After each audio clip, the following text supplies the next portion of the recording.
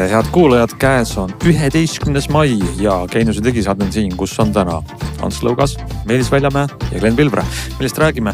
Uudisterubriigis räägime teadetest, kuidas andmed on meie avalikus riigis eriti avalikud ja kuidas võib-olla nad enam varsti avalikud ei ole. Räägime AI rubriigis sellest, kuidas ootame väga tarka AI-d enda koju ja võib-olla ka selleks, et saame AI-ga minna ajas tagasi.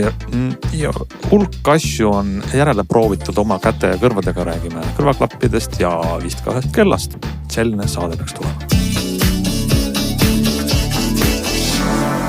Alustame võib-olla väikse viitega siin. Kes ei ole veel kuulnud tänaseks, kui meie saade on eetris, siis meie hea sõber Ronald Liive tegi eelmisel nädalal vihtus kõvasti tööd teha ja ilmselt olete üle kogu meedia seda märganud, aga kui ei ole, siis ta tegi väga huvitava eksperimendi koos teiste Delfi TV inimestega selle kohta, mida võib ühe inimese kohta avalikest allikatest leida. Tal oli mitu vabatahtlikku nii-öelda jutumärkides ohvrit, kelle kohta ta siis pani kokku selle pildi, mida me igaüks ise võiks enda kohta ka muide teha ja üllatuda. Näiteks iga inimese kohta oli võimalik leida, kas ta on liitunud pensionisambaga, kas on välja tulnud või mitte, mis muide on päris hea info selle kohta, et kas inimesel on suurem hulk raha hiljuti laekunud kontole või mitte, kas tema telefoninumber kehtib mõne mobiilioperaatori juures, kas tal on veel palju erinevaid selliseid isiklikke andmeid, kinnisturaamatu andmed keerati selliseks, et neid saab vähemalt jälgida, aga palju asju on, mida jälgida ei saagi. No jah, sealt kinnisturaamatu andmetest ka muidugi saab kohe astuda ühe sama nagu edasi ja teha siis ju järeldusi inimese, kuidas ma ütlen, finantsvõimekuse ja ostude koha pealt, et saada aru, et näed, et ta on saanud mingisuguse pangalaenu nüüd sealt ja tõesti nagu seal olid ka need inimesed, kes siis katseohvriteks olid ka pehmelt öeldes üllatunud, et et kas tõesti 20 aastat tagasi võetud pangalaen on kohe kusagil avalikult nähtav. Ja muidugi ka isikut tõendavad dokumendid. Kui sa tead inimese isikukoodi, mis muide Eestis ei ole salajane info, vaid avalik info, siis ma tean selle inimese, millal tema pass väljastati, millal tema ID-kaart väljastati, mis kuupäevani see kehtib. Muide üks tore selle uudise tuules ma avasin sellise veebilehe nagu isikukood.ee, mille on teinud üks mitte vähetuntud Eesti ID-kaardiga seotud häkker, nimetame teda niimoodi. On teinud toreda lehe isikukood.ee, kus on võimalik ka täpselt seda asja vaadata automatiseeritud. Kuna see on Eestis avalik info, lööd isikukoodi sisse ja näed tema näiteks isikut nõndavad dokumentide andmeid ja sertifikaatide kehtivust. Eesti on avalike andmetega riik, aga kõik need asjad kokku pannes siis võib tõesti saada inimesest liiga detailse pildi, mida siis telefonipetturid ka ära kasutavad. Jah, ja muidugi siit, kui astuda nüüd üks samm edasi, siis tegelikult ju täna Roland tegi selle eksperimendi ise ikkagi, ma saan aru, tund aega pandi stopper käima ja siis ta kaevas läbi interneti ja arvutid olid ees ja see kõik nägi välja nagu ühest sellisest moodsast ulmefilmist.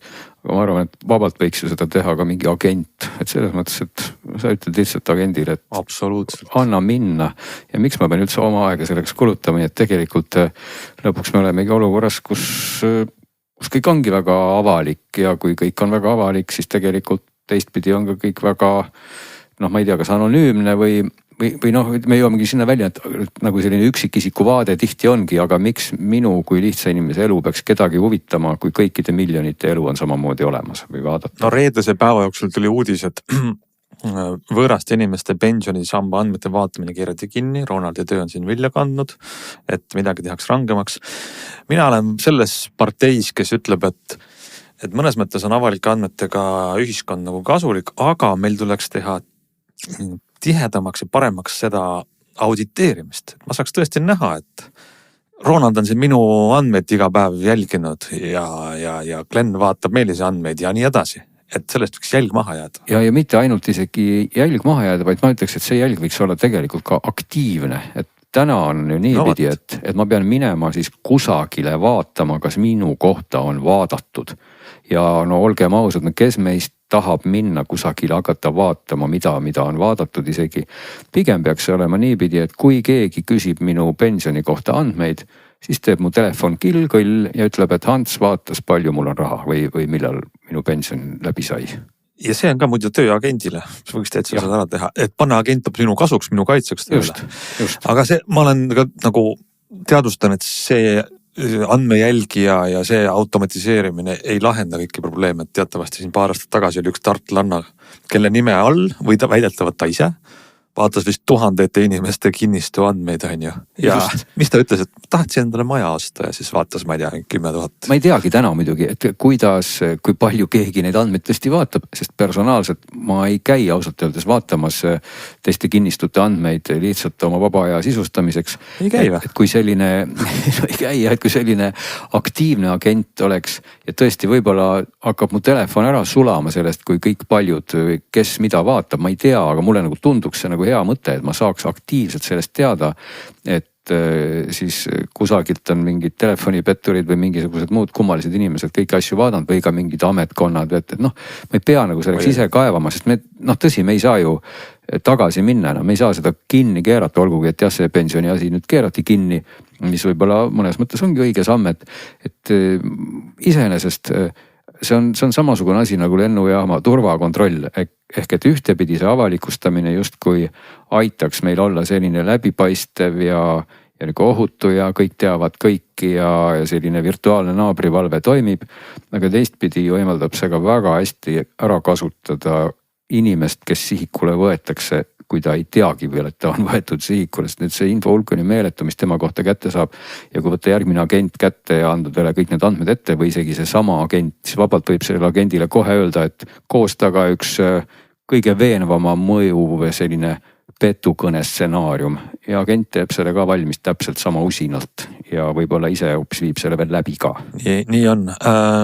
Lähme edasi, meil on palju rääkida, aga põnev teema ja kindlasti. Igal juhul lugege neid artikleid, need on väga head ja samuti Delfi TV-s on video, mida võite siis vaadata. Nii on. Mis siis veel on juhtunud viimasel nädalal? No ma saan aru, lähme korraks AI rubriiki. Esiteks, sa ootad ühte põnevat asja, mina ootan seda ka ja ma arvan, et paljud võib-olla võiksid oodata, et AI-ga suhtlemiseks ei peaks taskust välja koukima telefoni, trükkima sinna sisse mingid sõnumeid või rääkima sellega nagu imelik inimene, niimoodi hoiad telefoni käes ja räägid, vaid et kodus oleks tark abimees saadaval kohe, kui sa räägid temaga. Ja asi on selles, et kodus on juba nutikõlarid, aga nad on hirmus rumalad võrreldes nende LLM-idega. Google on lubanud oma Gemini mudeli, mis on ikkagi praegu top 3 kandidaat parima LLM-i tiitlile. Lubanud selle Google Home'i tuua Euroopas.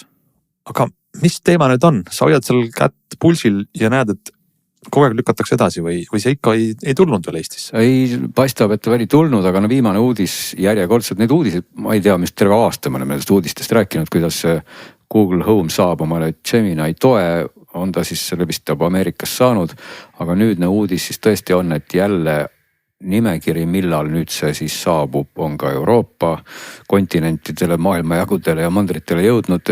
Siin on nüüd hulk maid, mille hulgas näiteks on Soome, aga Rootsi, kui me lähedastest lähimaadest vaatame, aga Eestit ametlikult siia ikkagi kirja pandud ei ole.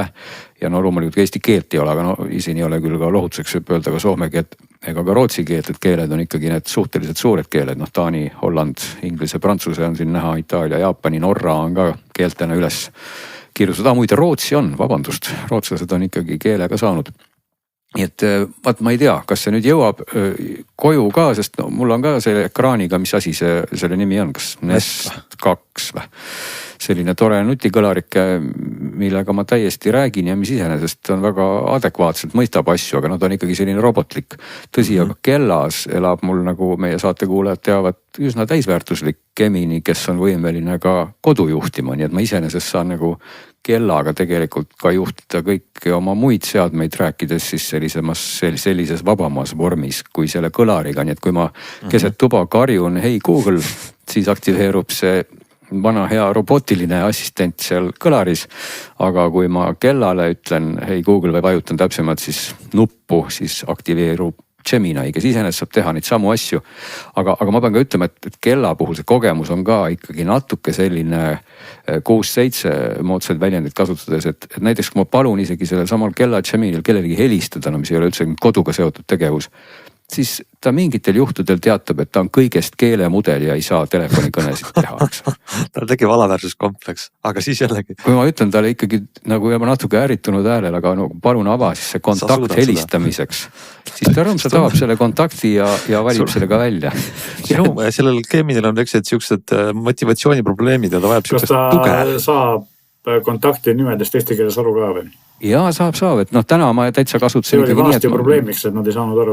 Jaa, kellas, nagu ma ütlen, ta elab mul täitsa eesti keelsena, aga lihtsalt ma kunagi ei tea, et kui ma näiteks paluks talle helistada Meelis Väljamäele, siis ta võib mulle vabalt öelda, et ta on kõigest keelemudel, aga mõnel teisel päeval ta valib kohe sinu numbri välja. Minu puhul on see vanasti tähti ei tunnistatud, eks ole, või üldse tähti. Ja Pärtel Peeter Pere või Helir-Varul Dorseeder neile, et ma ei ole täheldanud seal seost. Sa ei helista neile väga tihti. Ma ei ole tihti neile helistanud, aga ma ei ole täheldanud ka seost nagu selle nime, kuju ja tema usinuse osas. Et ma isegi ei ole täpselt aru saanud. Ei ole Geminit kasutanud selliseks kontaktide hankimiseks või nendega rääkimiseks, aga need varasemad nii-öelda häälega assistantid ja Sirid ja muud asjad, need ikkagi kippusid nagu küll ütlema, et ma ei tea, mida sa räägid, kui ma eestikeelset kontakti üritasid. Ei, selles mõttes täna, nagu ma ütlen, kuna ta on kellas eestikeelne ja muide, nagu me ka siin rääkisime paar saadet tagasi, on ta ka nüüd Android autos kenasti olemas. Nüüd iseenesest kõik see eestikeelne jutt väga hästi töötab, aga loomulikult see nüüd ei tööta siis selle kõlariga, kus ta üldse ei ole eestikeelne, et seal ta on väga ingliskeelne ja seal ta saab aru ainult inglise keeles. Kõlaritega on üldse see asi või kodujuhtimisega, et seal ikkagi nagu inimesed kurdavad, et kogu nutikodu on nüüd katki, sest et Gemini teeb lollusi, eks ole, seal nagu on see.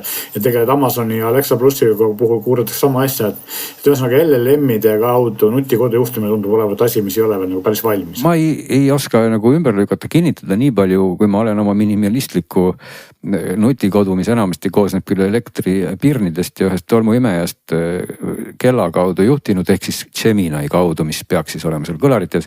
Ta saab tegelikult aru küll, et seda nüüd küll ei ole juhtunud, et ma olen talle, ma ei tea, öelnud midagi, et pane sealt midagi kustu või põlema ja selle peale tolmuimeja tormab kuskile kapi alla, et ta ei ole nagu algatanud midagi nagu valesti, pigem on ta lihtsalt kohati liiga tagasi. Aga algatamata jätnud ei ole. Ta kohati ei saa nagu aru, et ta võib-olla siis mõnikord ütleb jälle, et vabandust, ma olen keelemudel. Päris palju kurdetakse seda, et kui vanasti Google Assistantil sa pidid küll täpselt ütlema, et pane põlema nüüd magamistoa tuli, eks ole, tegi seda 100%, siis Gemini puhul sa võid öelda täpselt sama väljendit või mõnda teist väljendit, aga kõik mis moodi sa ütled, siis 10 korras 7 ta teeb seda ja 3 ignoreerib või teeb midagi muud. Sellele ma ei oska, ei kirjuta alla, mina olen teinud omal isegi sellised nii-öelda reeglid või vaata, kuna Geminis sa saad seda keelemudeli või assistendi mälu ju ise kujundada. Sa võid öelda asju, mida sa tahad, et ta teaks ja ma olen talle öelnud ka nii mõnedki sellised reeglid või väljendid, et noh, ma ei pea näiteks alati ütlema, et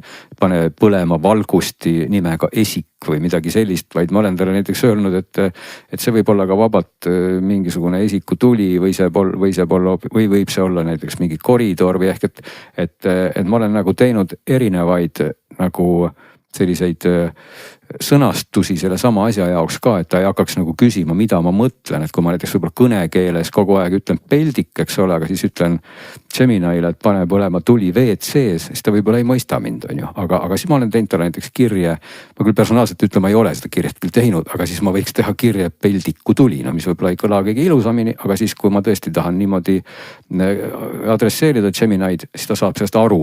Nii et iseenesest ta on kõiki neid asju kenasti teinud, aga tõsi, mõnikord ta ütleb kemmerg, jah, miks mitte, eks ole.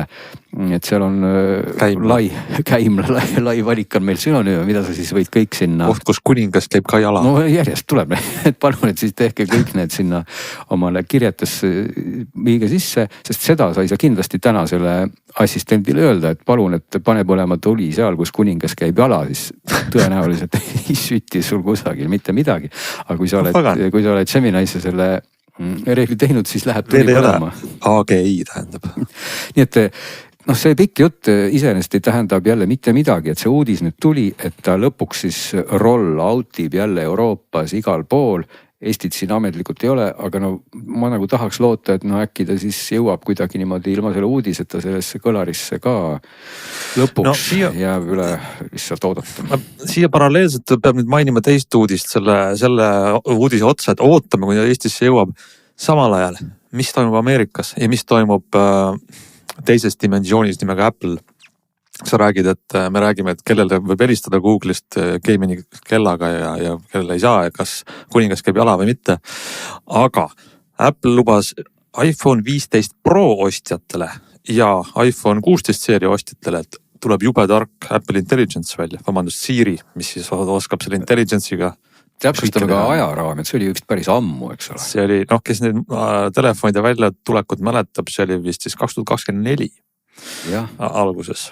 Ja siis 2025 oli järgmine tähtaeg. Mida ei tulnud, oli väga tark Siri. Et ma arvan, et isegi kui ta inglise keeles öelda, et kas kuningas käib jala ja pane tuli põlema või midagi. No igatahes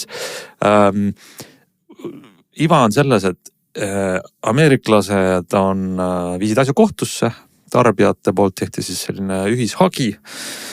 Ja nüüd Apple on otsustanud selle asja kiiresti vaiba alla pühkida tänu sellele, et nad maksavadki selle hagi esitajatele nende vaevused kinni ja $250 miljonit, mis muidugi Apple'i jaoks on peenraha, aga ometi need iPhone'i omanikud Ameerikas saavad igaüks väikse kopika. No kopiks oli suhteliselt väike, me räägime siis mõnest $10 umbes, eks ole, igaüks saab siis väikest valuraha, et ta kuningas jala käia siis ei saa, et see on nagu siuke lohutusauhind selle eest. Mõnes mõttes on see tore, et natukene nagu, kui raha liigub, siis on nagu selge, et Apple saab aru, et nad on täiesti panid puusse, lubasid suurt asja, seda ei tulnud ja on nõus maksma.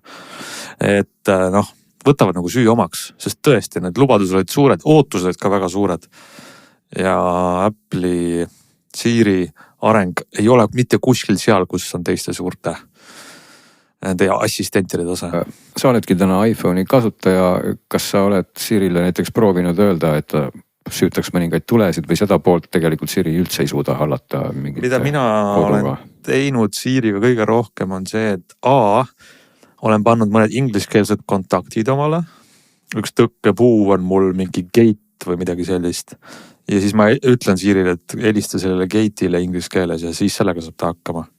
Aga kui sa oleks pannud sinna tõkkepuu, siis sa ilmselt ikkagi sisse ei saa. Siis ta helistaks ilmselt mu mingi kontaktile, kelle nimi on mingi Tarko mingi keegi puu või keegi selline. Aga ühesõnaga see tähendabki tegelikult täna seda, et kui mina siin räägin ikkagi suhteliselt vabas vormis oma kellade ja telefonidega Gemini abil ja erinevatest loomingulistest tegevustest, siis Siriga sina täna tegelikult nii teha üldse ei saa ju. Tal on see liides ka veel siis ChatGPT-ga, mis on eriti kohmakas. Mind just tekkis praegu mõte, et kui nüüd tuleb see uus Siri sügisel või suvel, eks ole, mis on Gemini põhine. Uus lubadus, jah, et kas siis me saame rääkida Siriga ka eesti keeles, teatavasti ju iPhone isegi menüüs ei toeta veel siiamaani eesti keelt või siis nad ikkagi ka sel juhul piiravad selle ära, eks ole, et ainult toetatud keeled. Ma arvan, et Ameerika juristid on valmis järgmise hagi juba koostama. Ja, sest siin on ikka endiselt selline segasevõitu vastuolu ka ju, et kuna tõesti kellas ma saan oma kodu juhtida eesti keeles ka, kui ma nüüd avan telefonist Google Home äppi, siis seal ma ikkagi eestikeelset tuge ametlikult ei leia. Et see ongi meie sellise väikse keele ja rahva jaoks ikkagi selline rägastik, et mingisugusel hetkel nagu see töötab, aga siis ikkagi, kui seda päris ametlikku asja ei ole, siis võid ikkagi avastada, et see ei tööta nii hästi, aga vähemalt Gemini puhul nagu näha on, see teistes seadmetes toimib, mis võiks vähemalt anda lootust, et see jõuab ka siia kõlarisse, aga kas see nüüd jõuab siis selle järgmise uuendusega, mille nimekirja ma siin natuke ette lugesin, seal tegelikult Eestit ametlikult ei ole, aga mine sa tea. Nii, aga väike lohutusuudis siis neile, kes ei saa rääkida kodukõlariga eesti keeles ja oma iPhone'iga ei saa üldse rääkida, siis saab minna ajas tagasi. Talkie, umbes nagu ingliskeelne walkie-talkie. Talkie on selline väga, fantaasiarikas projekt selleks, et rääkida ühe LLM-iga, see on üks AI, mis on treenitud tekstide peal, mille viimane siis kuupäev, millal need tekstid ilmusid, ei olnud mitte see aasta või eelmine aasta, vaid 1931. aasta. Ja see on võib-olla on see praktiline kasu ka ajaloolastele, aga see on väga huvitav selline vähemalt mõttemäng, et kui sul oleks AI, mis teaks kõike maailma kohta umbes nii, nagu on aastal 1931. Ja siis võib talt küsida, et näiteks ma küsisin, et mis mõju avaldavad automobiilide tulek ühiskonna moraalile ja ta oli väga kriitiline selles osas, et see on selgelt neto negatiivse mõjuga, kui nende automobiilidega inimesed hakkavad ebamoraalseid kohtumisi pidama. Ja seal on nagu mitu aspekti, mis iseenesest on huvitavad, et üks on lahtlemata selline meelelahutuslik aspekt, igaüks võib minna sinna aadressile, eks meil saate kirjelduse juures on see ka talki_lm.com ja muidugi ennast lõbustada kõikvõimalike küsimustega, noh alates sellest, et millega inimesed näiteks liiklevad 100 aasta pärast või 80 aasta pärast või ka mõned sellised delikaatsemad teemad, et noh, mis on selline ideaalne naise roll ühiskonnas või töökoht või staatus ja saab selliseid päris huvitavaid vastuseid teada, mida siis 30-ndatel peeti loogiliseks, tõenäoliseks ja huvitavaks tööks.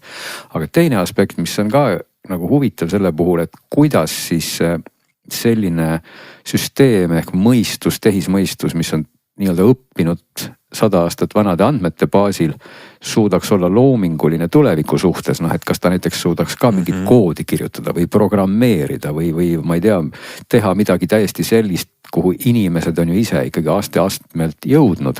Et see võimaldab nagu seda poolt kaardistada, et kuidas siis keelemudel nii-öelda mõtleb, kui tema tänane baas mõtlemiseks on siis ajas tagasi mindud noh, nii-öelda andmete baasil tehtud.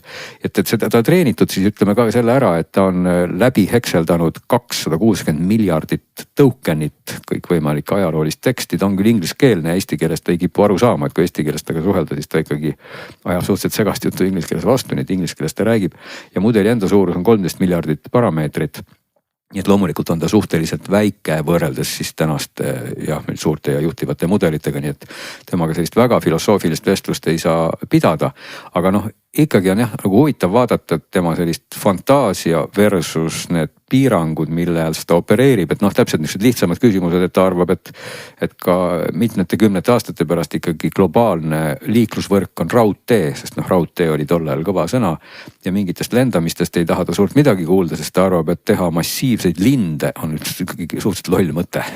Et noh, et kuna lind peab olema ikkagi üsna kerge loom, et siis kui ajada lind liiga suureks, siis lind kipub alla kukkuma ja seetõttu see nagu väga nagu mõte ei ole ja muidugi kui nüüd kiusatada täiesti selliste terminitega, mis 30-ndatel oli täielik ulme, noh kui me hakkame rääkima, ma ei tea, mingist internetist või sellistest asjadest, siis ta pigem vastab täiesti niimoodi, noh ilmselt nagu kuidas ma ütlen, nagu indiaanlastele võib-olla rääkida asjadest, mis nende maailmapilti üldse ei sobitu, et siis ta lihtsalt annab nagu oma teadmiste piires vastuse, noh näiteks küsimus, et mida sa arvad tehisintellektist, et nagu kas me saame millalgi rääkida arvutitega. Selle peale arvas ta siis, et tehisintellekt võiks olla täiesti regulaarselt toimiv ühendus Londoni ja Pariisi vahel juba aastal 1941. No näed. Kui ta ainult teaks, mis tegelikult nende linnade vahel toimus. Tema jaoks see mõiste on nagu nii siis nagu far out või kaugel, et ta ei suuda seda üldse mingisugusesse konteksti panna, eks ole, noh nagu öeldakse, et indiaanlaste põhjal just mulle meenus vist selline väide, et kui sinna laevadega läheneti, siis indiaanlased vaatasid horisonti ja ei osanud üldse näha, et seal on laevad, siis nad ei tulnud selle pealegi, et inimesed saavad laevadega üldse üle ookeani tulla. Et sestap nagu nad vaatasid neist piltlikult öeldes läbi, et see keelemudel natuke iseloomustab sama trendi, et nende andmete baasil palju sa siis oskad midagi teha või fantaseerida või üldse ennustada, sest ega tõesti me ei oska ju ka täna, kui me küsime tänase Gemini käest, mis on 100 aasta pärast, siis tõenäoliselt me ei saa sealt võib-olla kõige adekvaatsemat vastust, seda tõestab ka meile praegu see siis talki_lm, mis on 100 aastat vana. Jaa, minge proovige seda ise järgi. Ja meie lähme siit edasi siis järgmise teemaga ja võtame võib-olla esiteks ette kiireks ülevaateks ühe kella, sest et meil pidime sellest rääkima vist juba eelmine saates või vähemalt natukene reklaamisime. Meelis, sa oled testinud järjekordset Huawei nutikella. Jaa, järjekordselt ilmselt, kui ma täna kuulutasid välja eile ühed uued nutikellad, mis ka ilmselt jõuavad siin lähi paari kuu jooksul Eestisse, siis võib-olla varsti saab jälle midagi testida, aga tegelikult algas see sellest, et Huawei kuulutas need Watch GT seeria siis sellised nutikad spordikellad välja tegelikult sügisel ja kallim variant GT6 Pro oli ka meil testis juba oktoobris ja see meilt kiita ei saanud ja ostusoovitust ei saanud, sest et me pidasime seda liiga kalliks ja nišitooteks. Siis odavam tavaline GT6, mis minul testis oli, on natukene teine asi, sest et ta hind on märgatavalt mõistlikum. Ja mis selle kella puhul mulle meeldis, mis ta üldse nagu Huawei kellade puhul on alati olnud hea ja ta läheb järjest paremaks, on tegelikult disain, et Huawei kellad on ühed vähestest, mis näevad välja nagu sellised klassikalised korralikud kellad, mida on viisakas kanda ka ülikonnaga ja samas ei maksa palju, eks ole, et kui sa tahad nagu viisakad nutikella üldiselt, sa pead maksma päris palju, Garmini ilusad kellad maksavad üle 1000 euro reeglina ja teistel on sarnane probleem, eks ole, aga see Huawei kell nagu näeb viisakas välja. Teine asi, mis on huvitav, on see, et nad on suutnud selle teha kuidagi väga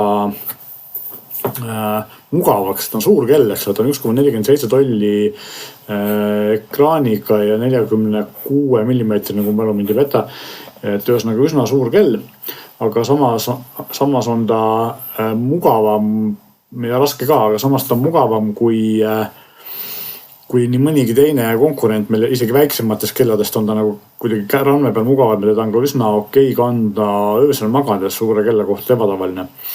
Ja istub nagu randme peal paremini kui nii mõnigi teine konkurent, mis on sarnases suuruses. Ja teine hea omadus, mis tal on ikkagi kõik see riistvara kvaliteet, et väga suur aku. Väidetavalt kestab siis keskmise kasutuse kuni 21 päeva ja aktiivse kasutamise kuni 12 päeva.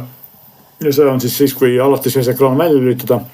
Aga minul kestis tegelikult rohkem, sest et ma kasutan kogu aeg sisse lülitud ekraani ja mina sain sellega ka oma paar nädalat hakkama. Ma küll ei teinud väga palju trenni, et ma käisin suhteliselt harva taga jooksmas või jalgrattaga sõitmas või asju tegemas. Ma tahan öelda vahel, et see hämmastav alati, kui Huawei kelladest rääkides on niimoodi, et teiste toodetega annab tootja ühe aku kestvuse ja reaalsus on sellest natuke väiksem. Ja Huawei puhul on alati vastupidi, ma kuulen. Ja samas on ka see, et tegelikult see ei ole kõige kauem kestva akuga kell, Garminil on kauem kestva aku kellasid, aga kindlasti on see konkurentsilt kõige kauem kestva akuga kell, mille sa saad osta alla 300 euro eest, tegelikult 200 euro eest, eks ole, aga ütleme, hinnad kõiguvad, see on 200 euro ümber. Ja teine asi, mis on muidugi selle puhul huvitav, on see, et mina testisin seda suuremat ja kallimat mudelit. Aga olemas on ka väiksem 41 tolli, nagu ma olen mind ei peta mudel, mis on siis väiksema andme jaoks või naistele või nagu näeb hästi stiilne teistsugune välja, kui suurem kell on kuuskandiline, üsna maskuliinne või omapärast disainiga, siis väiksem mudel on hästi ümmargune, osad on kullavärvi disainiga ja nii edasi, siis nagu on selliseid huvitavaid disainilahendusi ka pakkuda. Et selles koha pealt on ta igati hea kell. Aga kui nüüd vaadata, ma segan korraks vahele, et me räägime kellast, mille järjekorra number on 6. Mina omal ajal olin ka väga Huawei kellade kasutaja, sest siin kohalik agentuur või olid nad ise tol ajal neid väga hoogsalt ajakirjanike alati testimiseks jagasid. Natuke on see pilt muutunud ehk et igasugused 2 GT ja ma ei tea 3 GT ja ma ei tea, kas siis tuli 4 GT. Et põhimõtteliselt iga kellaga me rääksime, et põhimõtteliselt nagu enam sama juttu kogu aeg. Me võtta sama jutu ja selle mudeli numbri ära vahetada. Jälle peab vastu kaua aku, jälle on ta ilusa välimusega, ta on kvaliteetne, aga lõpuks, kui mul on 2 GT olemas, miks me üleüldse peaks mingi 6 GT ostmas, ta on tegelikult ikkagi piltlikult öeldes sama rumal nagu enne, et ei, ta ei oska mul tulesid vilgutada, ma ei saa taga maksta, ma ei saa taga rääkida, ta on selline pool nutikell. Sa oled õigel teel, tegelikult mõnus asju ikkagi saab teha, rääkida saab. Selles mõttes sa ei saa rääkida, ta ei saa kellale käskusi andma, et tal ei ole LLM. Loomulikult ma saan juttu rääkida teise inimesega läbi kella, jah, aga ma ei saa temaga siis rääkida teemal, et mine sinna, kus kuningas käib. Ja, et selleks sa pead ostma Amazfiti kella või kui seda spordikella, millega rääkida saad. Ja tegelikult Garminiga saab ka, aga mitte nii nutikalt. Aga ühesõnaga jah, et maksta tegelikult nüüd saab, sest et see on üks teine uuendus, et neil on nüüd CurvePay tugi, mis on nagu korraga hea ja halb. Hea on ta sellepärast, et lõpuks ometi saab Huawei kellaga Eestis maksta. Halb on sellepärast, et sul peab olema see Curve'i konto. Curve ei ole iseenesest muidugi selline täiesti tundmatu tegija, vaid tegemist on Briti startupiga, mis on ikka tegutsenud. Kas see on see Curve nagu nagu kurve, see või? Sa mäletad kans kindlasti sellest ajast, kui Apple Watch tuli ja ei saanud Eestis makstes kõrviga sai. Mina kasutasin seda üks aeg selleks, nad olid virtuaalse krediit- või pangakaardi pakkujad, mille taha said sa siduda mitu füüsilist kaarti. Just, täpselt samamoodi siiamaani. Kuigi nüüd on see, et nad on hakanud piirama, et mitu kaarti saab panna, et nad on tasuliseks teinud paljud teenused, mis vanasti tasutaks, nagu ikka see kipab minema startupide puhul. Aga kuna minul oli ka varasemast ajast kõrvikonto olemas, muide, mis on muutunud, on see, et vanasti sa tegid kõrvikonto, sa said omale füüsilise kaardi, ootama, see kaart kohale tuli. Sest nüüd on ka neil tegelikult olemas ka virtuaalne kaart, mille saad kohe aktiveerida äpis, eks ole. Aga jah, miinuseks on see, et sa ei saa siis seadistamine telefonis on suhteliselt keeruline. Ma tegelikult ei tea, kas see töötab iPhone'is, töötab kindlasti Androidi peal, aga see on keeruline ja päris palju on segadus sellega, et mis nuppe täpselt vajutada, et see lõpuks tööle saaks. Ja mõned inimesed arvavad, et nad peavad siis ka vaikimisi maksevahendi muutma oma telefonis Google Walletis kõrviks. Tegelikult seda ei ole vaja teha, et kellast töötab ta ilma selleta. Aga jah, probleem on selles, et Eesti kaarte sa vaikimisi otse mingi panga seebi või Swedbanka kaardiga liituda ei saa, eks ole, et see on ikkagi miinus. Aga vähemalt mingi maksmise võimalus on olemas. No see ei tähenda, et sa nüüd, et minu jutust ei jää kuidagi muljet, et minu jaoks kõige maailma parim omadus on, et kellaga saab maksta vastupidi, aga see on lihtsalt üks selliseid väga konkreetseid asju, mida sa ei alati ette heita. No aga mis on paremaks läinud, tarkvara on ikkagi sujuvamaks läinud, mugavamaks läinud, kuigi Huawei on alati hea olnud, aga ta on nüüd veel parem, et ta on ikkagi nagu selle raha eest, mida Macefitil on tegelikult võimalusi rohkem, aga nagu see sujuvust ma ei tea, et teistel ei ole nagu kui me räägime sellist spordikelladeks, et siis ega väga nagu ei ole ja kõik need OnePlusi ja Xiaomi ja teised kellad, mis ei ole nagu Wear OS-iga või Google tarkvaraga või nende enda tarkvaraga on ikkagi nagu märgatavalt kehvemad oma sellise mugavuse kasutamise selle poolest. Aga ikkagi, kui ma ei taha kellaga täna maksta, ma võiks ju osta 2 aastat vana Huawei GT kella. No sa võiksid osta GT5 ja ma arvan, et vanemad ei tasu, aga selles mõttes, et jah, seal on muidugi, mis on muutunud ka lisaks on siis see, et natukene on ikkagi paremaks kõik need spordiosad, eks ole, et natuke paremaks, nüüd tohutult palju paremaks. GPS on täpsem, see pulsisensor on täpsem, sellised asjad on kõik nagu läinud natuke paremaks. Tarkvara poole, ma nüüd ei oska peast öelda, kas ka GT5 sai uue Harmony OS 6, mis on tegelikult teebki selle sujuvuse ja sellise kogu selle kasutusmugavuse paremaks. Aga kõige selle juures on tegelikult ka ütleme nii, et kui me räägime korraks tarkvarast veel, siis spordiomadus on tegelikult nagu paremad kui enamikul konkurentide välja arvatud Amazfit, kui me räägime hinnast, eks ole. Garmin ja vastu ei saa või Suunto oli, aga Garmin ja Suunto head kellad ja ilusad kellad maksavad ka mitu korda rohkem. Aga ja kaardid on ka siis Google enda Better Maps on kellas ka olemas, et saad ka navigeerida, kuigi loomulikult see jällegi ei ole nii hea kui Google Maps või Garmini kaardi lahendus, aga töötab. Ja teine asi, mis on nagu negatiivseks pooleks on siis see, et nagu teistel firmadel siis ka Google, ka Huawei tahab saada raha sinult, ehk siis ta müüb seda odava kella ja siis hakkab küsima raha. Et nimelt on neil siis nagu paljud teistel on mingi selline poolelisti AI põhine tasuline kuumaksuline plaan, või tellimus, mis sisaldab mingisugused treening, coach'e ja muid asju, aga see kõik oleks okei ja seda võib-olla ei olekski vaja. Eestis maksus 7 eurot, 7 või 8 eurot kuus, midagi sellist. Ja saab ka osta aastase paketi, mis on vähe odavam. Aga milles on probleem on see, et Huawei'l on alati olnud üüratult head sihverplaadid või siis need nii-öelda kella välimused, eks ole. Sihverplaat on see, mida see 30. aastate LLM kasutaks kindlasti. Eestis ei ole siiamaani paremat väljendit selle kohta. Isegi inglise keeles on watchface, mis ei ole ka väga tore välja. Ma ütleks, sihverplaat nägedab läts. Ja siis probleem on selles, et Huawei'l on alati olnud väga palju ja tasuta ja väga head. Sest nüüd on see tasuta nende numberplaatide valik, ütleme see numberplaat, mitte sihverplaat, valik on läinud väga väikseks ja kõik on pandud tasuliseks, euro, 2 eurot, 5 eurot. Ja siis konks on selles, et kui sa tellid endale selle kuumaksulise 8 euro eest kuus teenuse, siis kõik need tasulised asjad on seda tasutaks. Ehk siis nagu suruvad siin kuutasulise teenuse peale, et saada lisavõimalusi. Ja see on tegelikult halb, et tehke see AI coach ja küsige sellest raha okei, aga ärge pange neist sihverplaat tasuliseks, et see on nagu halb. Ja teine miinus selle juures on see, et mulle tundub, et kuigi tegemist on nagu ametlikult nutikellaga, siis äppe on väga vähe ja mulle tundub, et äppe on jäänud vähemaks kui vanasti oli. Võib-olla sellepärast, et see Harmony S6 peale üleminekuga on neid tugi vähemaks läinud ja konkurent, teine hinnatootja Amazfit samal ajal paneb nagu äppe hoolega juurde, nii et tundub, et see nagu on asi, kus huve peal maha jäämas. Aga samas ma järgi kokkuvõtteks ütlen, et nii stiilse disainiga, nii head spordikella selle raha eest konkurentidel ei ole, et sellepärast on ta lihtsalt nagu soovitust väärt. Loomulikult jällegi selle Huawei Healthiga või selle äpiga on sama häda nagu Glenni puutus kokku klappide puhul, eks kui sa oled Pixli kasutaja, siis sa pead selle kust iganes installima ja vajutama mingid hoiatusnuppe, et kui ohtlik see on. Kui sa kasutad Samsungi, Honori, Xiaomi telefoni, siis sa saad selle nende enda poodidest installida. Kui sa oled Apple Watchi kasutaja, siis App Store'is on see ka Apple'i just olemas. Apple Watchi puhul on muidugi, või iPhone'i puhul on muidugi jällegi see, et paljud asjad, mida Androidiga teha saab, on seal piiratud, sellepärast lihtsalt, et Apple ei luba nagu kelladele nii palju vabadust nagu Apple'i enda kella puhul, eks ole. Kas GT-seeria kell toetab ka e-SIM-i, kui ma tahan mingi versioonina või? Minu teada mitte, vähemalt mitte Eestis ega Euroopas. Selge pilt, palju see lõbu maksab? No kõiguvad see 200 euro ümber, et mina testi tegin, siis ma nägin seda 190, kui mälu mind mitte kõige odavama normaalse pakkuja juures. Ametikind on natuke kallim, aga üldiselt sinna 200 ümber nad jäävad. See väiksem naiseliku mudel on veidi odavam. Selle rahast on ta väga hea kell igal juhul selles mõttes, kui te ei taha parajasti neid kõige ägedamaid nutiasju, aga veel kord, mina jään oma selle mõttekäigu juurde, et kui sa saad ka paar aastat vanema kella, võib-olla veel paar korda odavamalt, siis see Huawei GT-seerias ei ole nagu mingid metsikud edasiminekut toimunud, vabandage, kui ma eksin. Probleem on pigem selles, et need hinnavahed ei ole nii suured, et täpselt sama, kui me rääkisime siin Huawei kõrvaklappidest, FreeBuds 5 ja FreeBuds 4, siis seal oli samamoodi, et uus mudel tuli müügile, kohe oli kampaanias ja siis tuli välja, et need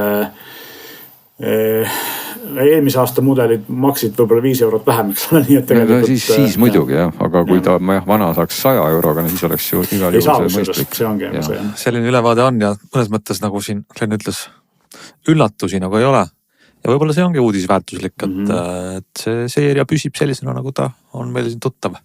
Jõuame siis täna rääkida ka sellest tööst, mille sina, Glenn, oled esile võtnud, nimelt kuulanud muusikat ja võib-olla midagi muud peale muusika kõrvaklappidest.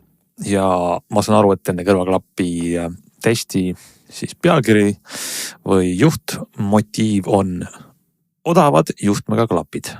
On see nii? Ja see nüüd sedapuhku mingisuguseks kirjalikuks väljundiks üldse ei olegi transformeerunud ja võib-olla seda ka ei tee. Aga lihtsalt olen erinevatest väljaannetest järjest rohkem näinud pealkirju, kuidas juhtmed teevad tagasitulekut ehk comebacki ja kõikidele noortele on ilmselt hakanud meeldima juhtmed ja sellest ajendatuna ma siis võtsin kimbu selliseid juhtmega odavaid klappe ja tellisin neid enamasti Amazonist, mõned siin saime ka koha pealt, nagu näiteks Apple'i omad ja siis vaatasin, mis häält nad siis teevad ja miks siis need teevad sellist comebacki, et kas on see tõesti siis mingi müstiline helikvaliteet või mingid muud omadused, sest et kui vaadata neid kirjutisi, siis seal kipuvad alati minema kõik aspektid nagu väga segamini, et justkui, et juhtmed on mingisugune need maailma päästja selles mõttes, et helikvaliteet on kohe hoopis teine, sest ilma juhtmeta läheb kõik halvasti ja juhtmega läheb kõik hästi ja need väited kahtlemata mingit paika ei pea. Sest et ega tänased sellised aktiivklapid, nagu kõik igasugused Bluetooth klapid on, need ju tegelikult, kuidas ma ütlen, nende selline suurim pluss ongi see, et see helitöötlus on aktiivne, sa saad kõiki asju ise kujundada, soundi muuta ja sellisel juhul saavad sellised klapid ka mööda siis rohkem või vähem akustilistest piirangutest, et võib-olla muidu seal klapi need elemendid ja muud asjad, akustiline disain ei ole kõige parem, aga siis kui sul on selline aktiivne klapp nagu Bluetooth klapp on, siis sa saad tegelikult protsessoritega seda kõike parandada ja seetõttu kõlavad need klapid nagu mõnes mõttes üldistatuna võib-olla paremini väga hästi, et juhtmega klapi puhul, mis on selline rumal juhtmega klapp, peab see klapp ise olema akustiliselt väga hea, et üldse omada siis mingisugust võrdväärset konkurenti siis ilma juhtmeta klapile. Nii et seal on nagu selle valdkonna taga on nagu hästi palju selliseid legende ja mingeid väärmõistmisi ja kuidagi seda juhtme üle müstifitseerimist, aga pigem ma ütleks, et üks põhjus jah, miks siis võib-olla ta siis mingit sellist comeback'i teeb versus selline moe teema või lihtsalt olla trendikas ja valge juhe sul kusagilt välja nii-öelda ripub, on ikkagi see, et nad on tegelikult ju väga odavad, et sa saad täna kasvõi needsamad Apple AirPodsid, mis on need klassikalised valged jublakad valge juhtmega. Nende hind on meil siin C ja C siis 25 €, nad sisuliselt maksavad paarkümmend eurot ja ka need teised klapid, mis ma siis omale ostukorvi tõstsin, ikkagi olid ka seal hinnaklass algas täpselt 20–30 eurost ja kõige kallimad olid siis 100 € kandis. See hind on ikkagi see, mis skaalana on nagu hoopis teises kohas, et kui me oleme siin rääkinud Bluetooth klappidest, pisikestest ja suurtest, siis kui midagi maksab juba alla 100 €, siis me oleme liigitanud selle juba hirmus odavaks ja 50 on juba kohe päris odav, aga selliseid 10 või 20 euroseid klappe väga ei ole, mida need juhtmega klapid siis olid. Muidugi võib ju küsida, et tegelikult on ka juhtmevabad klapid. Tänapäeval see ikkagi kolinud sinna 50 € piiridesse. Ma vist arvaks, võib-olla ma olen ära rikutud nende kallimate klappidega, aga see on ikka selles segmendis juba nagu väga-väga odav. Et see 50 € nagu juhtmevaba klapi eest on ikka täitsa selline kvaliteedi alampiir, vist vaevalt sa midagi saad nagu täitsa korralikumalt brändilt paarikümne euroga, me räägime Apple'i klapist, mis maksabki paarkümmend eurot pluss, ei ole ju selline nii-öelda suvaline Hiina klapp, eks ole.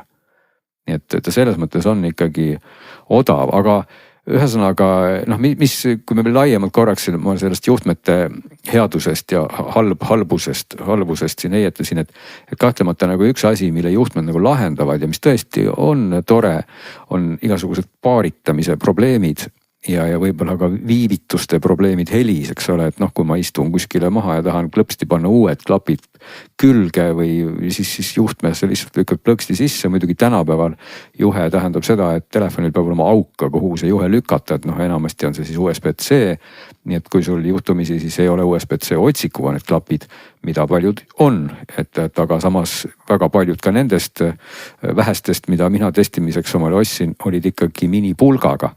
Ja sellisel juhul võtsin sinna juurde siis kõigest mingi 7 € maksva jubina, mis siis minipulga muutis USB-C-ks, nii et kui ma pistsin siis telefonis selle USB-C, siis sealt tuli välja minipulk. Et ma saan lihtsalt selle klapi siis hästi kiiret telefoniga ühendada, ma ei pea nagu ootama mingi paaritamise järgi, ma ei pea seal mingite lennurežiimide pärast muretsema või mida iganes muud. Pistan lihtsalt juhtme taha ja klõpsti on mul need klapid olemas. Ja teine pool, mis ka alati siis tõesti juhtme puhul on hea, et kui ma olen selline filmi pildi vaataja, mis liigub, siis seal puudub igasugune viivitus, sest juhtmest jõuab see heli ikkagi kõrvaklappi nagu hopsti kohale versus siis võib-olla mingid odavamad klapid kasutavad mingeid koodekeid, aeglasemad telefonid, aeglasemad klapid, kõik see kokku võib tähendada viivitust, nii et juhe selle probleemi ka võtab ära, aga jällegi erinevus, kui te tahate sellist mugavust näiteks ka kõnede tegemisel, siis paljud nendest klappidest ei omanud mikrofoni. Erand oli näiteks seesama Apple AirPods, millel on ka juhtme otsas siis tilberdamas mikrofon ja need nupukesed, kus sa saad heli valjust muuta. Et osadel klappidel on ka nagu eraldi versioonid, et sa võid siis tellida selle mikrofoniga versiooni, maksad seal jälle mingisugused mõned eurod rohkem või siis ilma mikrofonita versiooni ja oli ka variant, et sa saad valida neid otsikuid, et see valik on nagu tegelikult meeletu, et kui panna seal nagu tuntumad nimed omale Amazoni ostukorvi veerele, siis on võimalik seal hakata valima, et kes mida pakub, punast, sinist, USB-C-d või mingid muud otsikut ja kas tal siis see mikrofoni jubin on ka seal klapi küljes või ei ole. Aga küll, kui sul isegi seda mikrofoni jubinat näiteks ei ole, mul olid siin osad sellised kõrvapealsed klapid, proovisin just testiks, et mis siis saab, et kui ma nüüd pistan selle omal USB-C üleminekuga sellise 3,5 millimeetrise vana hea audiopistiku siis sinna taha, siis tegelikult ma sain väga hästi rääkida, et minu kõne kostus teisele inimesele läbi telefoni mikrofoni ja mina kuulsin teda läbi oma kõrvaklappide, nii et ei tekkinud mingit sellist olukorda, et just kui telefon arvas, et mikrofoni pole, oli küll.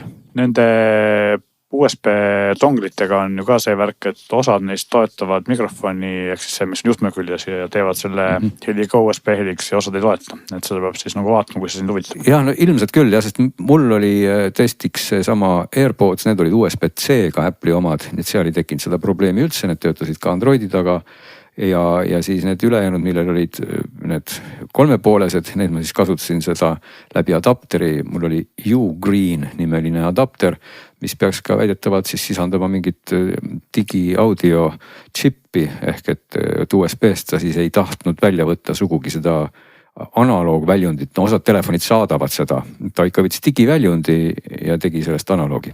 Esiteks enamus telefone ei saadagi analoog väljundist, see on standard. Ja teiseks on see, et isegi on saadavad, siis seal ikkagi see kiip ja võimend, mis on telefoni sees, on tavaliselt oluliselt kehvem kui nendes donglites on sees, nii et see vahe on ka. Jah, ja arvestades muidugi see dongli hinda, siis mulle tundub üldse, et kuidas on võimalik 7 euro sisse muidugi midagi mahutada, aga me elame kummalisel ajastul, kus 7 euro eest saab väga palju ja teistpidi ei saa nagu mitte midagi. Et igal juhul see dongl tegi oma tööd väga hästi ja helikvaliteet oli väga okei. Aga need klapid siis, mida ma kokku korjasin, ega neid ei olnud tegelikult väga palju, aga võtsin sellised nimed nagu Soundmagic E80. Need maksid 25 eurot, need tulid nagu, need mulle soovitati, ma kammisin natuke mingit Redditit läbi ja mingid kohti. Meelis tegi mulle ette, et miks ma Kossi klappe ei võtnud, ma ei tea, mulle keegi ei soovitanud neid, ei ChatGPT, Gemini ega Redditi kogukonnad. Et soovitati millegipärast mulle siis Soundmagicut. Järelikult see on kõige alternatiivsem originaalsem soovitus. Võib-olla, siis kõrvapealsed, mida väga kiideti, et mis on ka ju täna siuke retro trend, et mul olid 2 klapid, mida ma võrdlesin, olid siis need sellised vanad head vahtkummist klapid, et kes on meie vanaisad, need mäletavad, et esimeste playeritega tulid sellised kõrvapealsed pisiksed vahtkummist mummukestega klapid, mis on ka täna väga trendikad ja toredad. Oli ettevõtte nimega Moondrop ja Moondrop Old Fashioned 40 mm on-air headphones maksavad 32 eurot ja natuke sellised suuremad mustast svammist kõrva nende patjadega klapid, väga ägedad ja nendega siis samas stiilis olid Fio, Fio on ka tegelikult tuntud nimi. Fiol on täpselt sellised vanad head retro Fio Wind või 2 i-ga siis nagu Wind või Snow Sky, mis on sellised oranžid, täpselt nagu oleks tulnud aastast 1980 kõrvapealsed. Kõlab retrolt. Mina propageeriks klappe, mida Glenil ei ole, aga mis on legendaarsed, nimelt siis USA tootja Kossi Porta Prod või KSC40, et kuidas kellelegi meeldib, mõlemad on head, et Porta Prod on tehtud üle 40 aasta muutmata kujul, need on endiselt väga head ja ma kunagi aastat paarkümmend tagasi kasutasin ise neid ja olin üsna rahul, et ka sellised sinna alla 50 euro jäävad klapid mõlemad.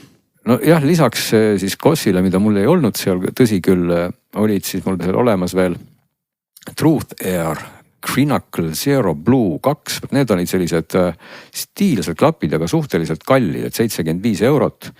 Ja kallimas otsas siis esindas veel ka Sennheiser, mul 2 mudeliga, võtsin IE200 lausa, mille hind on 125 eurot ja ka ühed odavad Sennheiserid, mida on mis toodetud ka suhteliselt pikalt, CX400, need olid siis küll CX402. Küsin sinu käest ühte asja, mida mina tahaks teada, ma ei tea, kas kuulajad tahavad teada, aga et ma tean, nagu olen näinud nende pilte ja see Crinacle'i mudel on selline klassikaline muusikutele kasutatav IEM-i tüüpi asi, mis on selline suhteliselt suur, eks ole, kõrvas ja need Sennheiserid on suhteliselt väiksed, aga kui sa paned kõrva, kas on mugavuse vahe või see välimuse vahe on pigem kosmeetiline, et tegelikult on mõlemad mugavad? Mulle endale tundub, et Sennheiser palju mugavamad, aga see võib olla nagu ekslik. Absoluutselt mitte, et kui sa nüüd mõtled Sennheiserite all seda IE200, mis olid need kallid, siis ma pean küll ütlema, et need osutusid mulle erakordseks pettumuseks, et seal kaasas oli küll 6 paari otsikuid, tänapäeval on ka vahust otsikud muide kõigil kaasas ja selline see, kuidas ma ütlen, see klapi juhe käis kaarega üle kõrva, et see oli siis, et sa ei sikutaks neid kõrvast välja, kui sa juhtmest tõmbad, vaid siis see on kõigil neile kaarega üle kõrva on selline stiil. Jah, et ta nagu on kindlamalt seal, aga mina ei saanud neid normaalselt kõrva. Juhtmeid saab muide ka ära võtta, nii et sa saad juhe läheb katki, saad ära võtta, seda on siis paljudel. Nii et Sennheiseri kohta nii sellel odaval kui kallil, ütleme, ma ei saanud kohe nagu üldse läbi. Esiteks ma ei saanud neid normaalselt kõrva, teiseks ma ei kostnud sealt ei basse ega ka eriti kõrgeid sagedusi, pigem ma võisin kuulata mingit podcasti nii läbi telefoni. Nii et täielikult suur ei, ütleks ma selle Sennheiseri kohta, aga seesama Crinacle, mis siis 75 eurone, muide see oli kaasas, ma vaatan siin oma märkmetest 7 paari otsikuid, et otsikuid on üldse selline kõvasti. See oli väga hea klapp. tootja oli True Hair või? Jaa, True Hairs.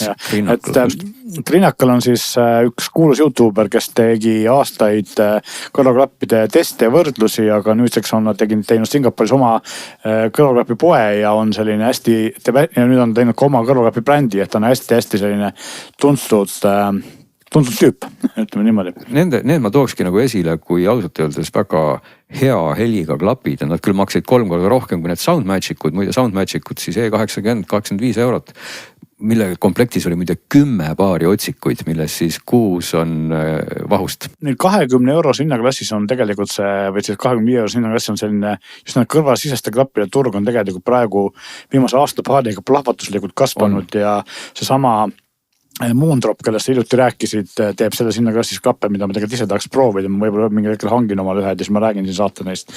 Aga tegelikult ma tahtsin sinu käest küsida ka sellist asja, et kui sina oled teinud või teed siiamaani muusikat ja esined kuskil laval või selles mõttes nagu teed laivi, et kas sa siis kasutasid ka mingid IEM-e ja kas need on oluliselt paremad kui need, mida siin pakutakse nagu need normaalse hinna eest? No ma kahjuks õnneks ikkagi ei ole selline muusik, kes laval nüüd kukerpalle viskab ja peavad tulema kõrvaklapid peas. Ma praegu vaatan, et see on nii levinud, et nagu ükskõik mida sa näed, igal pool on neil ainult alati IEM-id kõrvas, isegi stuudiotest kipuvad olema. Kui sa ikkagi oled nagu päriselt teed asja, et sul see muusika jõudma nagu kõrva õigel ajal, siis on sul juhtmega kõrvaklapid just sel põhjusel, et nad on lollikindlad, töökindlad ilma viivituseta.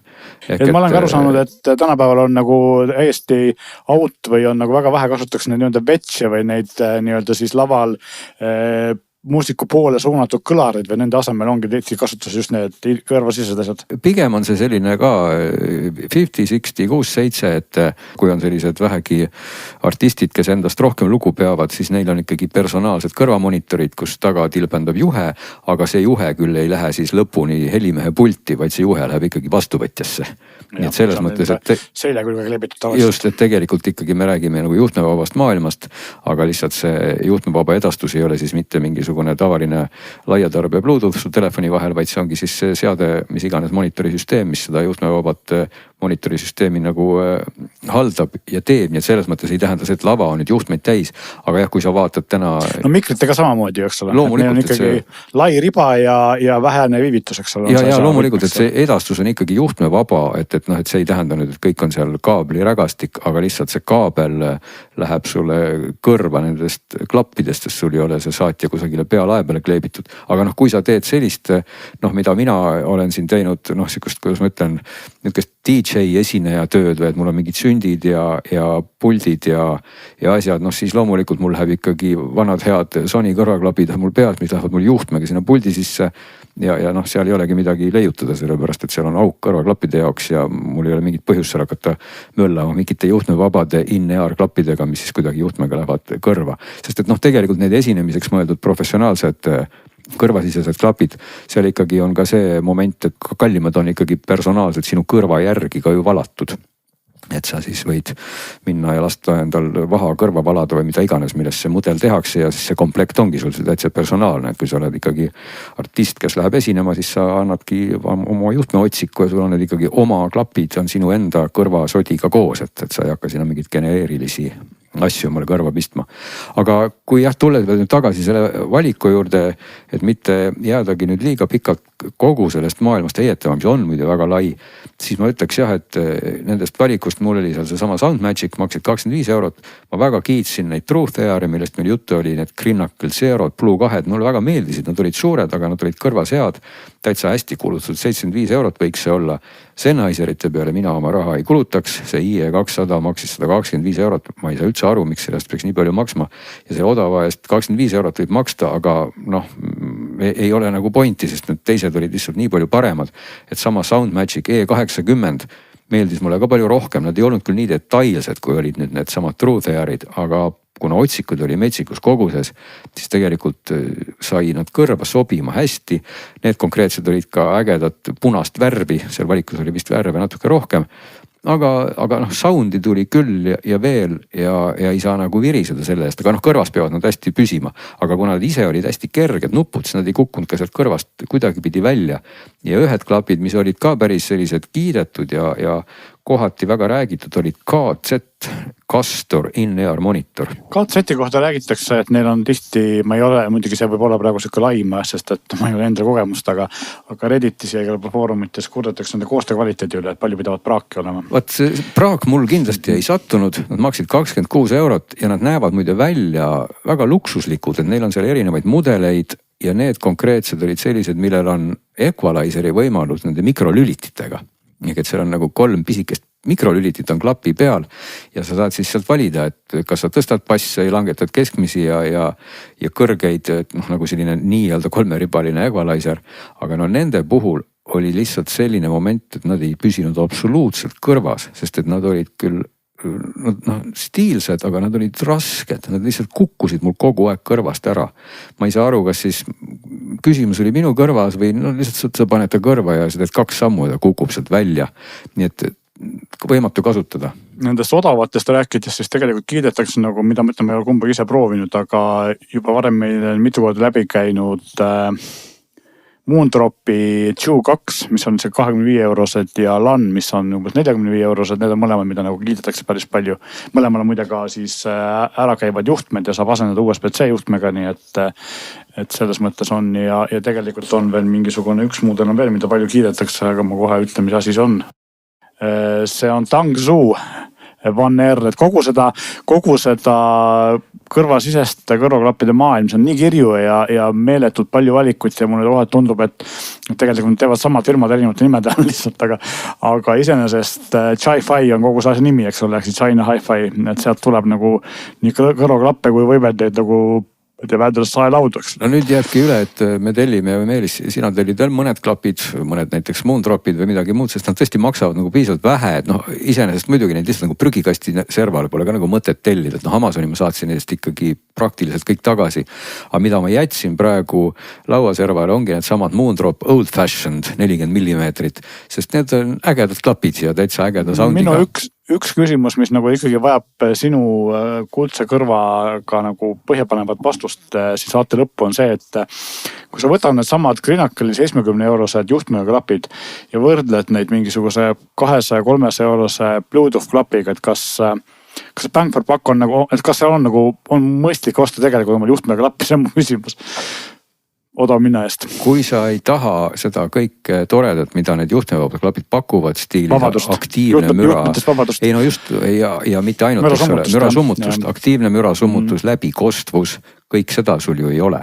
Aga kui sa tahad lihtsalt kuulata heli, siis need Truthairid olid väga hea soundiga, tõesti väga hea soundiga, väga hästi balansis ja täitsa selline nagu võrreldav, täiesti korralikud hi-fi heliga klapid. Aga kui sa tahad kogu seda muud kraami, mida sa saad, siis sa ei pea neid ostma, aga samal ajal 75 € eest ikkagi, ma vist üldistades võiks öelda, et sa võib-olla päris sellise heli kvaliteediga juhtmevaba klappi nagu ei leia ilmselt. Vähemalt on seda raske leida. See kehtib ilmselt veel rohkem ka nende 20 või 30 € klappide puhul, sest ikkagi need ilusti kõrvas istuvad ja kohati ka DSP-ga muudetava heliga ja ära vahetatava juhtmega klappe nagu selles kvaliteedis pole sa kunagi varem saanud, eks ole, et vanasti ikkagi pidi klappide eest nagu märgatavalt rohkem maksma või siis kui sa läksidki ostsid omale mingid JBL-i või Panasonicud, siis sealt nagu väga heli ei tulnud, eks ole, et selles mõttes. Aga nüüd on nagu see osa jah, et see on muutunud nagu ja teine asi, mis on muidugi väikeste odavate kõrvasisest eelis ongi see just nagu suurte klappide ees, et sa ikkagi sarnase kvaliteediga heli sa nagu alle 100 € uutest klappidest eriti ei saa, et muidugi me rääkisime siin Scottsidest ja Moondropi retroklappidest, aga tegelikult ikkagi nagu sellist väga paksu passi nii-öelda sellist nagu detailset heli suurtest eriti ülekõrvaklappidest nagu ei ole võimalik saada selle raha eest. Veel lõpetuseks, et jääks ka ikkagi mainituks Apple AirPods, mis oli siis ainus nendest võrdluse klappidest, millel ei olnud, mis on nagu plastmass otsikutega, ütleme, et kõik need ülejäänud ikkagi olid need, mida sa siis nikerdad sinna kõrva, seal on seal mustmiljon otsiku paari valikut vahust, siis need AirPodsid on sellised vanad head klapid, mis jäävad sulle siis sinna kuidagi sinna kõrvaaugu veerele kõlkuma ja kui sul on juhtumisi sellised kõrvad, kus nad kõlguvad hästi ja välja ei kuku, need Apple AirPodsid olid ka väga hea heliga klapid, nad olid nagu üllatavalt hea heliga oma sellise ehituse kohta. Aga ma pean ka tunnistama, et kuna mul kõrvas kahjuks on ka üksjagu karvu, siis nendega läheb teeb elu keeruliseks, sest karvad teadupärast ei ole väga suure friktsiooni koefitsiendiga ja lihtsalt kui sa paned selle libedast plastmassist klapi sinna karvasesse kõrva, ta lihtsalt ei jää sinna püsima, et ta kipub sealt välja tulema, sest AirPodsid ei ole ju õhe, ei käi sul kuskilt üle kõrva, võib-olla muidugi mingi häkk on, et sa panedki selle juhtme sõlmes omale kõrva ümber, ma ei tea, ma ei proovinud seda, et kui sa võib-olla paar tiiru teed üle kõrva selle juhtmega, et siis ta püsib seal paremini. Näinud ja kuulnud, et need AirPods juhtmega kasutatakse hästi palju just nagu telefonikõnede jaoks, kui neil on üllatavalt hea kvaliteediga mikker. See mikker on nii hea, et see saab kasutada podcasti tegemiseks hädapärast. See on hea mikker tõesti, seda ma ka proovisin rääkida ja see mikker on, kui ta jääb sulle õige koha peale ka. Oluliselt parem kui ühelegi Bluetoothiga klapid. Jaa, on, et selle raha eest sa saadki väga hea mikri ja kui sul on juhtumisi siledad ja väiksemad sorti kõrvad, mis võib-olla paljudel noorematel inimestelgi kipub olema, siis tegelikult need on kas selle raha eest nagu väga-väga head klapid ja nad tulevad tegelikult täiesti ju ikkagi kvaliteetselt tootjalt ka seal juures ja midagi, mida tasub ka ikkagi rõhutada, nendel ei ole ju ühelgi sees ikkagi akut, et tegelikult ei muutu prügiks suure tõenäosusega ju praktiliselt kunagi. Ja muideks, ma ei tea, kas ma ennem ei maininud, vist ei maininud, mul ei väga ei meenu, aga kui me rääksime nendest donglitest või nendest siis vidinatest, mis teeb USB-st 3 kõrvaklapi pesa, siis tegelikult endiselt peetakse kõige paremaks nendest hinna ja omaduse suhte poolest valget Apple'i donglit, mis on tegelikult selle raha eest 10 euro eest väga hea. Probleem on selles, et Euroopa Liit on pannud jälle piirangud peale ja Euroopas müüdav Apple'i dongle on poole voldise võimsusega, samas kui Ameerika versioon 1 voldise võimsusega, mis tähendab seda, et tegelikult USA versioon suudab palju paremini ära toita enamus klappe kui Euroopa versioon ja Euroopas on mõistlikum osta mõni FIO või mõne teise tootja dongle Apple'i oma asemel, aga lihtsalt üleüldiselt nagu ma julgeks väita, et see on üks Apple'i parimaid tooteid, nad on suutnud väga odavalt teha väga hea vidina. No vot ja sama võib ka öelda tegelikult need AirPodside kohta, mis on olnud ju ka tootmises, ma ei tea, aastaid, et mitte öelda aastakümneid ja mis on tänaseni ühesõnaga täiesti arvestatav ost, aga tõesti see ainuke kriteerium, mida ma rõhutaks, on see, et nad peavad nagu kõrvas püsima, et nende Apple'i puhul, aga seda kahjuks ei saa vist ükski inimene enne teada, kui ta ei proovi. Nii et see teeb selle natuke keeruliseks, igal juhul võtmesõna on vähem kargu kõrvas ja väiksem kõrvaauk, siis võiks need Apple AirPodsid olla tegelikult ka väga hea valik selle raha eest, aga teiste puhul, mida siin tellida netiavarustest, Amazoni puhul on ikkagi võimalik saada tagasi ja sa nagu palju ka ei riski, aga meie selle pika jutu kokkuvõtteks ma ütleks, et Truth Air kindlasti väga hea klapp selle raha eest, Sennheiserid pigem mitte ja siis Soundmagic samuti enam-vähem okei. Ja oli siin mul veel midagi, KZ Castor ei pigem ja siis need kõrvapealsetest Moondrop Old Fashioned mulle meeldisid ja need oranžid Spio Ween Snow Skid, need on pigem sellised kõhnapoolsed, eks paneme selle valiku sinna saate juurde ka, vaat sellised siis praegu meie muljed. Olgu nii, no suur tänu sulle, Glenn. Nagu öeldud, vaadake siis saate kirjeldusest veel üle, kes tahab need mudelid üle vaadata ja äkki isegi oma kõrvakärgi kuulata. Meie saate aeg on täna nüüd läbi. Kirjutage meile digisaated.geenius.ee oma vastukaja, oma mõtteid, soove ja arvamusi. Meie paremad neist võtame menetlusse ja oleme uue saatega tagasi juba nädala aja pärast.